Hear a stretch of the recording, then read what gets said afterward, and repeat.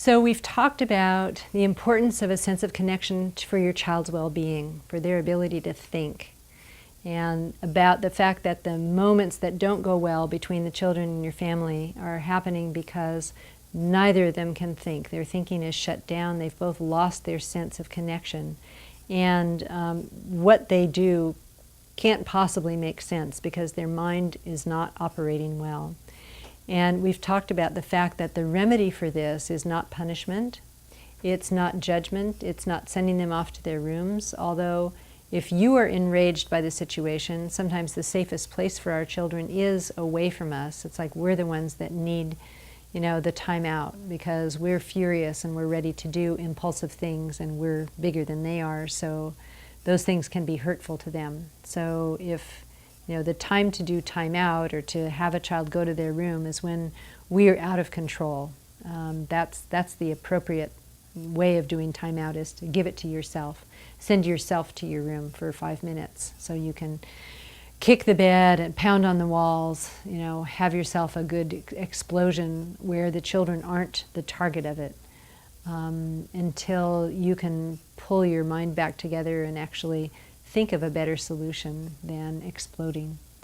And we'll talk a little bit more about the longer range way to support yourself so that those impulsive and difficult moments for us as parents don't happen so often, in just a minute. But we talked about how the intervention is not any of those traditional things. Go to your room, go to time out, you're a bad child. It's really just connecting with a child so that the brain can begin to get what it needs. And as it does, laughter or tears or tantrums will flow out, clearing the mind and getting the mind able to organize itself again so that the prefrontal cortex and all the learning areas of the brain can kind of get back into sync again because a child feels their connection with you. And it turns out that listening to a child cry all the way through is a tremendous builder of connection. It's like once you do that, you'll notice that your child is far more relaxed, feels far more hopeful about their relationship with you, shows more affection towards you. You'll see a qualitative change in the feel of your relationship with them. So stay listening all the way through a big cry is really a great builder of connection. And we talked about building connection through proactive, initiated by you, use of special time, and proactive, initiated by you, use of what we call play listening, getting laughter going and keeping the laughter rolling by taking the less powerful role, by being goofy, by being the one that can't, while your children are the ones that can. So those are really good ways of building that sense of connection. What's left is to really think about how to build your sense of connection, how to help you be more emotionally sturdy during times that are trying.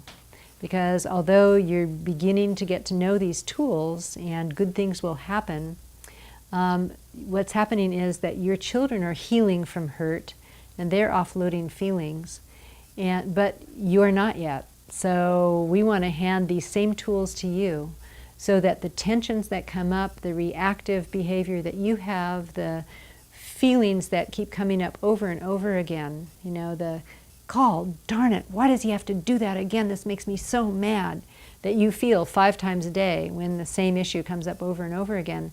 It's like your child's behavior is going to change, but if you're still a hair trigger on that issue, the whole family can't move forward. And so what we need for the tension that has built up, understandably, inside of you, is what we call a listening partnership. And this is an arrangement where you find someone to be a listener for you, and then you trade the favor, and you turn around and you be a listener for them.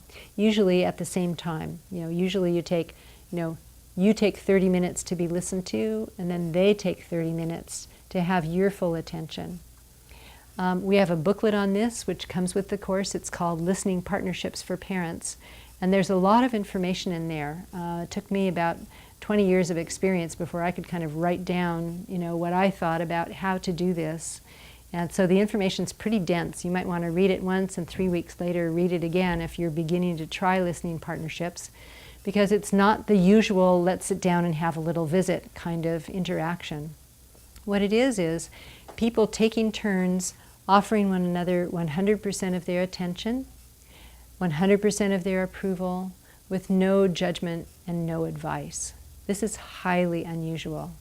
I mean, if you try to think of the last time that someone really listened to you while you were describing a problem and said, "Oh, tell me more," and then said, when you kind of, petered out, said, "Anything else you can think of about that?" Rather than jumping in with their own story or telling you what they did about that same kind of situation last week, or telling you a story that they read in the newspaper about some other mother who had it way worse than you. It's like people, we interrupt one another's thought process and problem-solving process within 30 to 60 seconds, over and over and over again every day.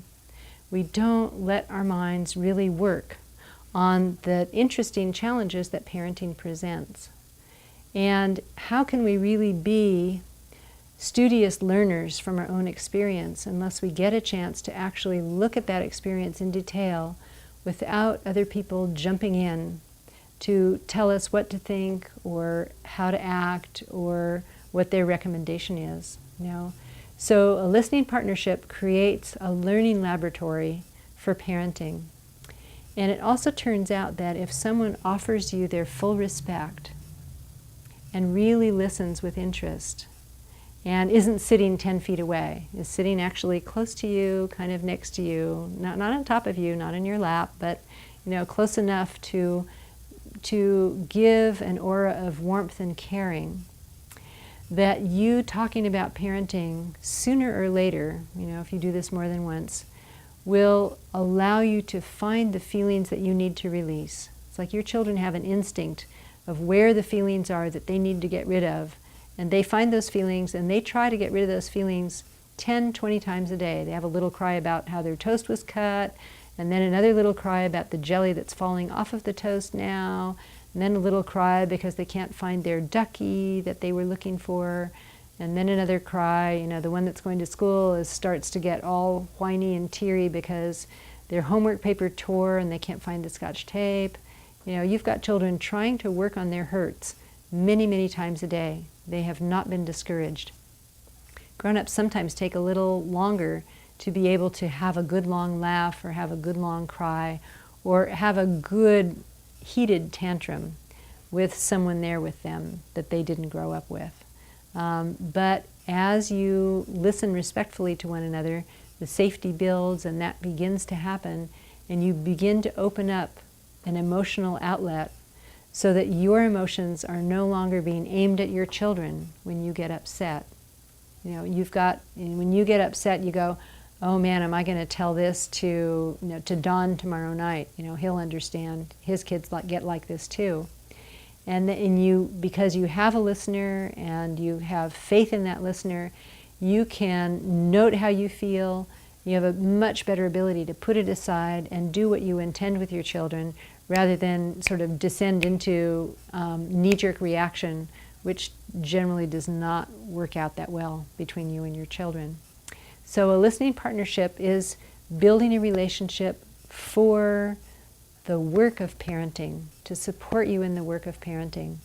You find another person. It doesn't have to be a parent, but often it's very reassuring to hear what other parents think and the kinds of challenges that other parents experience. They may be very different from yours, but you will learn a tremendous amount just from paying attention and allowing them to notice what's on their mind, allowing them to find the feelings that they have, allowing them to have the first cry they've had in 3 years that wasn't with someone they grew up with or someone they're married to, allowing them to feel the relief of having that cry, and then having them come back the next week going, "Man, my week was so much better. Boy, I don't know what you did, but that cry that I had, it was really short, but it really helped. I didn't go home feeling so alone." So the effect of having a listener can make a big difference in how you feel as a parent.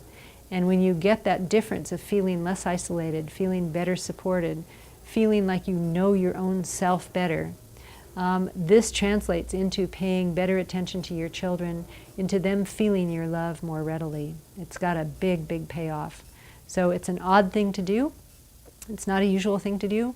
It's my hope and Hand in Hand's aim that in 10 or 20 years, it'll be, kind of like brushing your teeth. It's like every parent brushes their teeth twice a day, and what we would like to see is that every parent gets a listening partnership twice a week, so that they've got a place to go with all of the heat and emotional upset that comes with every day of parenting, so that their parenting goes more the way they want it to go. It goes more intentionally, and more love kind of pours out.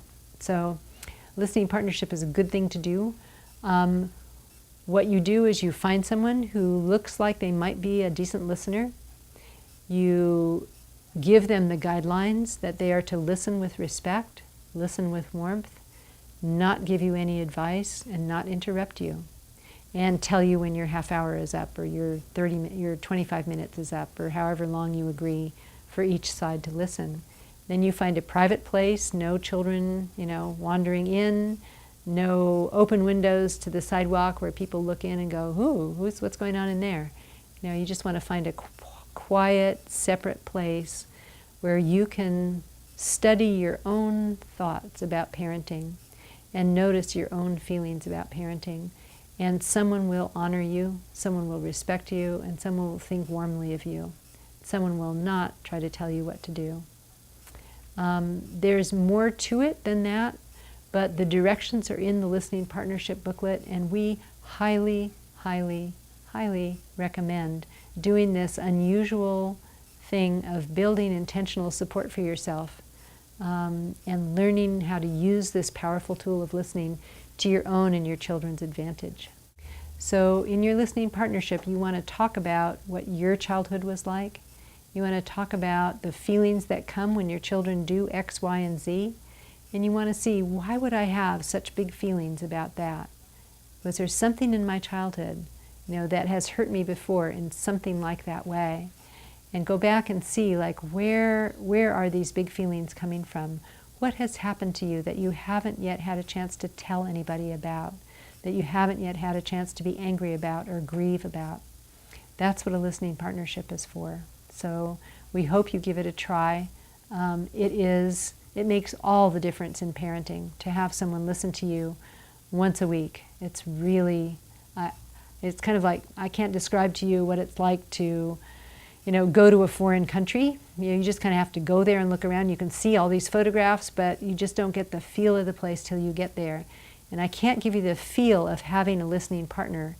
You really need to try it for yourself. It makes a huge difference in your stress level in parenting. Your stress level goes down, your self-awareness goes up, and your understanding of your children is increased every time you do a listening partnership. So have an adventure, give it a try.